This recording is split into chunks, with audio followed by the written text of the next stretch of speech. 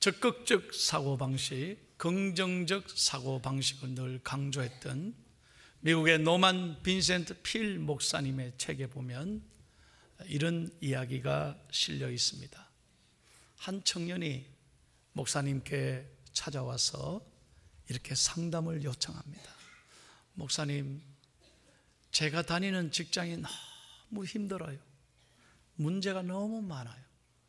제가 참 마음고생이 많아요. 문제 없는 직장이 있으면 소개를 하나 해주세요. 그래요? 정말로 소개할까요? 목사님 꼭 좀 알려주세요. 그러면 내가 소개할 테니 함께 가시겠습니까? 그럼요, 어디든지 가겠습니다. 그러면 당장 내 차를 타라고 그래요. 그래서 이 청년이 목사님의 차를 타고 설레는 가슴으로 이제 목사님이 운전하고 함께 간 거예요. 그래서 한참 갔는데 목사님이 다 왔습니다, 여기입니다, 내리세요. 뚝 내렸더니요, 그곳은 공동묘지였습니다. 목사님이 이 청년에게 바로 여기가 문제가 하나도 없는 직장입니다. 무슨 말인지 깨달음이 옵니까? 죽은 사람은 말이 없다는 거예요. 조용합니다. 다시 말하면 사람 사는 곳은, 사람이 있는 곳은 항상 문제가 있기 마련인 거예요. 우리는 문제 속에 살아갑니다. 문제가 없기를 바라면 안 돼요. 중요한 영적인 태도는 문제는 늘 있어요. 그러나 문제를 어떻게 생각하고 어떻게 받아들이고 어떤 태도로 임하느냐가 우리의 삶의 중요한 영적인 태도라는 것입니다. 문제가 올 때 큰 사람이 있는가 하면 작은 사람이 있습니다. 소위 큰 사람 대인이라고 하는 것은 키가 크고 덩치를 큰 사람을 말하는 게 아닙니다. 큰 사람은 어떤 사람이냐? 생각이 큰 사람이에요. 바라보는 게 다릅니다. 모든 걸 적극적으로 생각하고 긍정적으로 생각하는 거예요. 그래서 문제를 뛰어넘습니다. 그런데 작은 사람은 소심한 거예요. 사실은 아무것도 아닌데 문제가 찾아오면 그 문제 속에 매여가지고 아무것도 못합니다. 거기에 눌려서 꼼짝 못하고 입맛 밥맛 사람 만나는 거 다 귀찮아하고 심지어는 교회를 떠납니다. 기도하지 않습니다. 사랑하는 여러분, 오늘 신앙생활에 중요한 영적 원리가 여기 있습니다. 똑같이 교회 다녀도, 예배 똑같이 드려도 내가 큰 사람이냐 믿음의 사람이냐에 따라서 믿음의 사람, 생각이 큰 사람은 문제를 외면하지 않습니다. 그 문제를 쉽게 풉니다. 왜? 하나님이 함께 하시기 때문에. 언제나 하나님이 나와 함께 하시고, 하나님은 피할 길을 주시고, 하나님은 장애물을 뛰어넘는 능력을 주시는 걸 믿기 때문에 절대로 두려워하지 않습니다. 그래서 그 어려움을 잘 극복하는 사람이 믿음의 사람인 것입니다. 저는 믿습니다. 내가 믿는 하나님은 어떤 하나님이냐? 문제를 쉽게 푸시는 하나님이라. 믿으시면 아멘. 그래서 오늘 설교 제목이 뭡니까? 내 문제를 쉽게 푸시는 하나님이라는. 한번 크게 외치겠습니다. 내 문제를 쉽게 푸시는 하나님. 믿으시면 아멘. 다시 한번 믿으시면 아멘. 여러분, 신앙생활에 내가 믿는 하나님이 어떤 하나님에 따라 내 삶이 달라진다는 거예요. 정말이에요. 교회 나와도, 오늘도 예배해도 그저 마음이 문제에 가 있습니다. 그 때문에 설교가 들어오질 않아요. 너무 지쳐있고 그걸 생각하니까 여러분 앉아있어도 설교 안 들어옵니다. 그러나 정말 오늘 내가 은혜 받아야 되겠다, 오늘 하나님이 내게 말씀해 주십시오, 이렇게 믿음으로 나갈 때 오늘 여러분의 마음을 만지시고 응답의 말씀이 여러분에게 들려지기를 축복합니다. 오늘 다윗의 이야기입니다. 다윗은 어려움을 만났습니다. 그런데 다윗이 결론적으로 말하면 이 문제를 잘 풀었어요. 그 영적 비결을 오늘 여러분에게 세 가지를 소개하고 설교를 끝내려고 합니다. 첫째로 한번 다 같이 읽겠습니다. 시작. 좋은 일에 시험이 왔다는 사실을 기억해야 합니다. 여러분 꼭 보면요, 이제 됐다, 이제 살만하다, 그럴 때 문제가 생깁니다. 그래서 여러분 조심해야 합니다. 건강하십니까? 사업이 잘 되십니까? 여유가 좀 생겼습니까? 자녀들이 잘 풀리고 있습니까? 그때가 위험한 순간이에요, 영적으로. 왜냐하면 지금까지 지내온 이것은 전적으로 하나님의 은혜이기 때문입니다. 내가 잘나서 그런 거예요. 절대로 여러분 교만하시면 안 돼요. 내가 했다고 하는 그 순간부터 우리는 마귀가 노리는 걸 알아야 돼요. 이만하면 됐지, 이제 편안하다 하는 순간 내 마음이 하나님을 떠납니다. 세상의 마음을 빼앗깁니다. 그때가 위험할 때라. 자, 보십시오. 다윗이 얼마나 고생했습니까? 여러분, 다윗은요 이스라엘의 구국 공신입니다. 왜? 블레셋의 골리앗을 이겼지 않습니까? 이스라엘에 절대적으로 존경받는 장군이 됐습니다.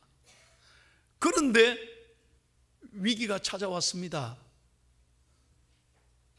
사울의 사위가 됐는데, 아니 장인어른이 자기를 시기하고 질투하는 거예요. 자기 사위인데. 백성들이 사울보다도 다윗을 더 좋아하니까 그때부터 시기하는 거예요. 죽이려고 하는 겁니다. 그래서 10년 동안 다윗은 쫓겨다니는 거예요. 망명생활. 야, 생각해보세요. 10년입니다 10년. 얼마나 어렵겠습니까? 사울이 자기를 죽이려고 하는 거예요. 그리고 드디어 왕이 됐습니다. 사울이 죽고 난 다음에 이스라엘이 2대 왕이 됐습니다. 이제 됐지 않은 순간에 오늘 본문에 보면 블레셋이 공격합니다. 이걸 잘 알아야 돼요. 이제 내가 왕이 됐다, 고생 끝 행복 시작인데 바로 그 순간에 위험이 찾아오는 거예요. 왜? 하나님은 다윗을 겸손하게 만들기 위해서. 사랑하는 여러분,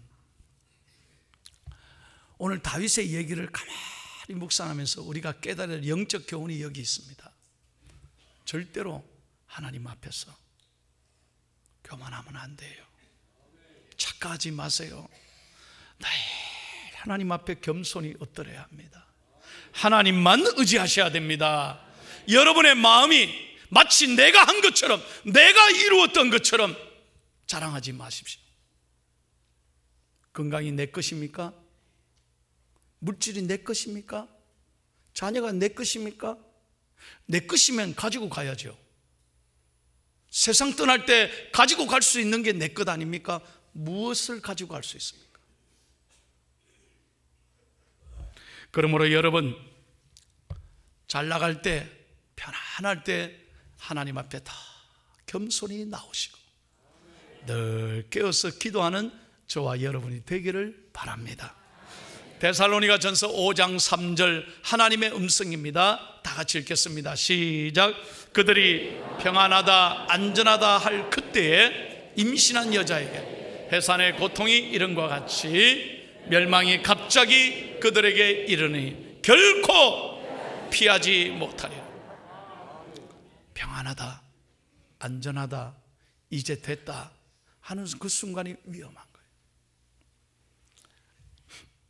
두 번째로 다윗은 어떤 태도를 취했느냐, 2번을 다 같이 읽겠습니다. 시작. 다윗은 하나님께 물었습니다.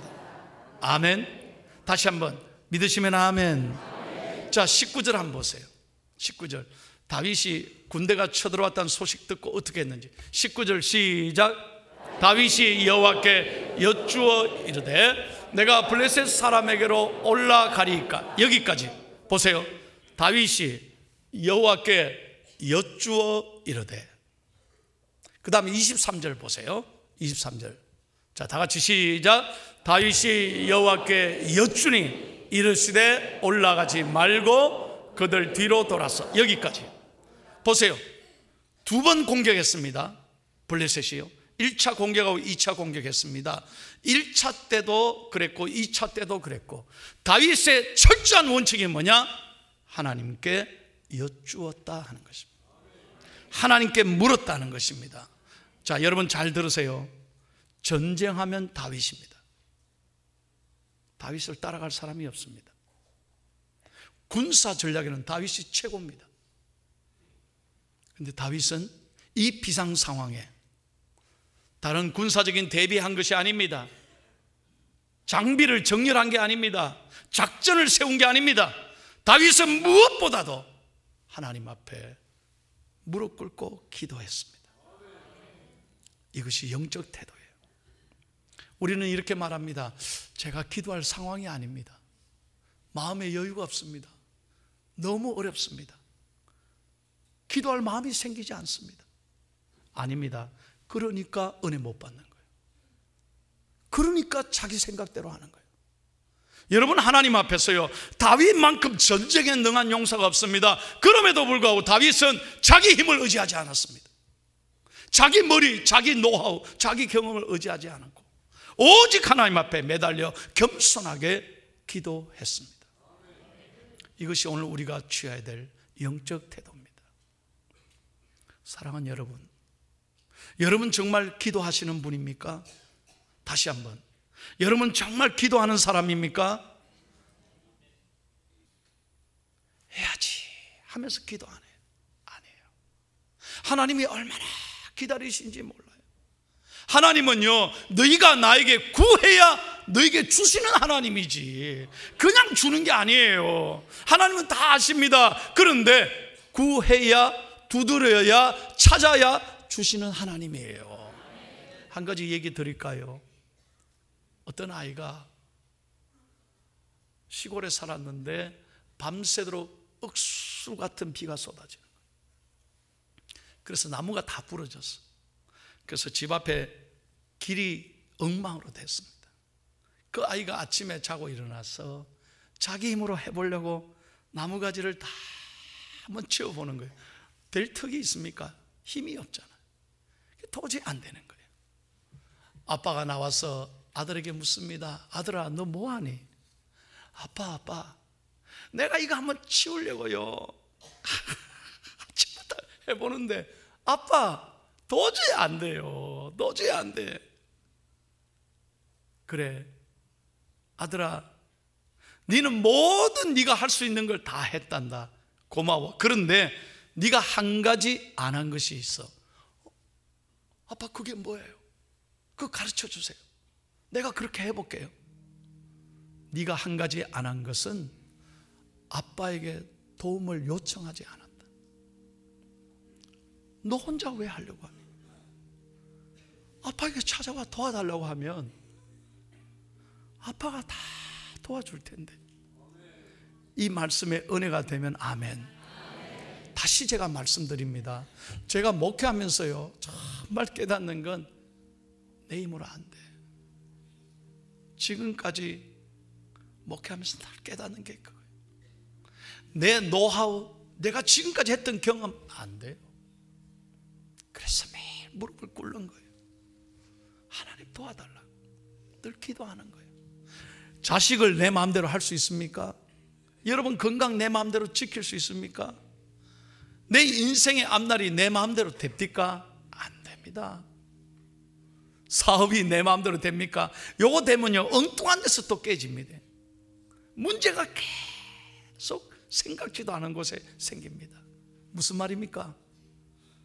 하나님 앞에 엎드려야 돼요. 제가 설교를 준비하면서 세계 제2차 전쟁에 대한 참 은혜로운 얘기를 읽었습니다. 참 은혜가 돼요. 한 부분을 제가 소개하겠습니다. 제2차 세계대전 때 영국이 이 프랑스가 어려움을 당하자 29만 명 군대를 동원해서 독일을 무찌르려고 파견을 하는 겁니다. 그런데 독일에게 대패를 하고 먼저 프랑스가 박살이 납니다. 그 기세를 이어서 영국 군대를 치려는 거예요. 그래서 영국 왕이 도저히 안 돼서 철수를 명령합니다. 여러분 독일과 영국을 여행해 보시면 알지만 그 경계가 도버 해협이에요. 도버 해협. 근데 지금 후퇴를 하는데 29만 명의 젊은이들이 생명이 달려있는 거예요. 그래서 영국 왕 조지 6세가 전 국민들에게 선포합니다. 우리의 젊은이들이 한 명도 다치지 않고 잘 돌아오도록 국민 여러분 기도해 주십시오. 그래서 하루 종일 영국 국민들이 하나님 앞에 엎드려 기도합니다. 그런데 어떤 일이 일어난지 아세요? 이 독일 땅에요, 그날 공격 명령을 내는데 밤에 하나님이 비바람을 확 치는 거예요. 그래가 탱크 한 대도 못 움직이고, 탱크 못 움직이니까 비행기도 못 뜨고, 공격했는데 공격이 안 되는 거예요. 도저히 이런 비가 도대체 어떻게 쏟아지는. 그런데 도버 해협에 도착한 그 영국 군대는요, 비가 하나도 안 오는. 좀 믿으시면 크게 아멘 해봐요. 그래가지고 29만 명이 한 명도 안 다치고 잘 건너는 거예요. 할렐루야. 여러분, 기도하면 놀라운 일이 일어납니다. 한번 따라해봐요. 기도하면 놀라운 일이 일어납니다. 믿으시면 아멘. 저는 목회하면서 깨닫습니다. 기도하면 놀라운 일을 이루십니다. 시편 50편 15절 말씀입니다. 다 같이 한번 크게 한번 외치겠습니다. 시작. 환난 날에 나를 부르라. 내가 너를 건지리니 네가 나를 영화롭게 하리라. 아멘. 마지막 세 번째입니다. 다윗은 문제 앞에 어떻게 했느냐? 말씀대로 순종했습니다. 다 같이 세 번째 시작. 아멘. 자, 19절 다시 봅니다. 첫 번째 공격을 당했을 때, 엄청난 블레셋 군대가 왔을 때 하나님께 기도했죠. 근데 하나님이 뭐라고 그러셨는지 다시 한번 읽을게요. 시작. 다윗이 여호와께 여쭈어 이르되 내가 블레셋 사람에게로 올라가리까 여호와께서 그들을 내 손에 넘기시겠나이까 하니 여호와께서 다윗에게 말씀하시되 올라가라. 내가 반드시 블레셋 사람을 내 손에 넘기리라 하신지라. 아멘. 그러니까 1차에는 올라가라 그랬어요. 그 다음 2차 공격했을 때 23절을 같이 읽겠습니다. 시작. 다윗이 여호와께 여쭈니 이르시되 올라가지 말고 그들 뒤로 돌아서 뽕나무 수풀 맞은편에서 그들을 기습하되. 제가 다시 말씀드릴게요. 전쟁에 관한 한, 이 지형에 관한 한은 다윗이 최고라니까. 다윗은 전략가예요. 이 땅은 다윗만큼 잘하는 사람이 없어요. 그런데 하나님께 기도했는데요, 첫 번째는 올라가라, 두 번째는 올라가지 말고 돌아가라. 그런데 성경 보세요. 하나님 왜 이렇게 하십니까? 언제는 올라가라, 이제는 돌아가라. 이게 뭡니까? 내가 전쟁에는 최고인데 하나님 도대체 나를 시험하는 겁니까? 그러지 않았다는 거예요. 100% 하나님 말씀에 순종했어요. 내 머리로 따지지 않았다니까요. 여러분, 여기에 도전받아야 돼요. 우리가 도대체 알면은 뭐 안다고 하나님 말씀을 함부로 여러분들이 판단하십니까? 절대로 하나님 말씀을 내 머리로 따지지 마세요. 때로는 이해되지 않아도 하나님 말씀을 그대로 순종할 때 기적이 일어나는 거예요. 때때로 내 생각에는 이게 아닌데 돌아가게 할 때가 있습니다. 때때로 이게 아닌데 실패를 당할 때 있어요. 정말 최선 다했는데 어려움을 당할 때가 있다니까요. 그때도 순종하고 믿음으로 일어서야 돼요. 그래야 하나님 복을 주셔요. 절대로 내 머리로 계산하거나 하나님을 원망하거나 불평하지 마라. 그렇게 순종했더니 25절 보세요. 마지막 25절 시작. 이에 다윗이 여호와의 명령대로 행하여 블레셋 사람을 쳐서 게바에서 게셀까지 이르니라.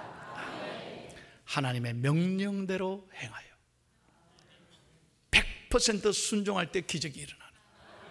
사랑하는 여러분, 오늘 이게 목사의 말로 듣지 마세요. 아, 하나님이 나에게 주시는 말씀이구나. 그렇게 듣고 순종하면 기적이 일어나는. 설교를 마무리하면서 오늘 여러분에게 이분을 소개하고 끝내겠습니다. 이분은 해외 한인 중에서 참 자랑스러운 분입니다. 너무너무 고생을 많이 했는데 지금 젊은 나이에 세계 무역협회 WTCA의 수석 부총재이십니다. 이분은 크리스찬입니다. 어릴 때 일찍이 장로님이 되셨습니다. 그분의 이름이 이희돈 장로이십니다. 이분은 스페인의 마드리드 국립대학에 가셔서 정말로 어렵게 유학을 하고 다시 미국에 와서 공부하고 지금 사업을 하는데 참 잘 되는 거예요. 그래서 한인들 가운데, 수많은 한인들 가운데 이분이 세계 무역협회 부총재로 당선돼서 대단한 분이에요. 자랑스러운 분입니다. 이분은 워싱턴 DC에 삽니다. 근데 세계 무역협회는 어디 있느냐? 우리가 잘 아는 뉴욕 맨하탄에 무너진 쌍둥이 빌딩 안에 세계 무역협회가 있습니다. 2001년 9월 11일 날 이분이 이사회가 있어서 그 회의에 참석하는 거예요. 저는 이분의 간증을 듣고 얼마나 놀랐는지 몰라요. 이분이 그날 비행기를 타고 아침 일찍 타고 이제 뉴욕으로 날아가는 거예요. 워싱턴에서 10시에 회의입니다. 근데 그날따라 아침에 배가 고파서 이제 커피를 사려고 커피 라인에 줄 섰는데 사람이 너무 많은 거예요. 도저히 안 돼요. 그래서 라인을 바꿔서 과일 주스 하나 먹고 가자. 그래, 과일 주스를 시켜서 먹는데 주스를 어떻게 먹다 보니 차가운 걸 먹어서 그랬는지 배가 너무 아프더라고요. 못 견디는 거예요. 그래서 화장실 가서요 몇십 분을 설사하는 거예요. 그리고 비행기를 놓쳤어요. 그 중요한 회의를 놓쳤어요. 그래가지고요 자기 자신이 얼마나 바보스럽고 이걸 좀 못 맞춰가지고 이 중요한 회의에 지각하고 이게 뭔가 너무너무 마음이 안타깝고 화가 나더래요. 그러면 최선을 다해서 뉴욕에 내려서 택시 타고 뛰어갔는데요, 여러분 기억나시죠? 바로 그날이 비행기가 납치를 당해서 자기 눈앞에서 쌍둥이 빌딩이 회의하는 그 장소에 쫙 와서 박아버려요. 자기가 밑에서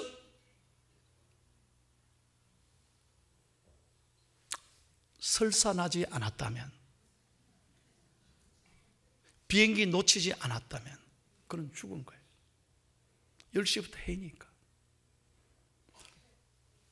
여러분, 이게 우리에게 주는 영적 교훈이 뭡니까?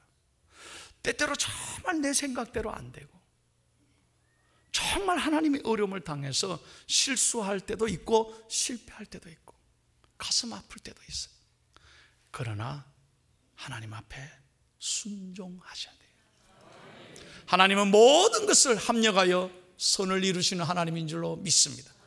어떤 경우에도 문제 앞에서 당황하거나 하나님을 원망하거나 자신의 마음이 무너지지 않기를 바랍니다.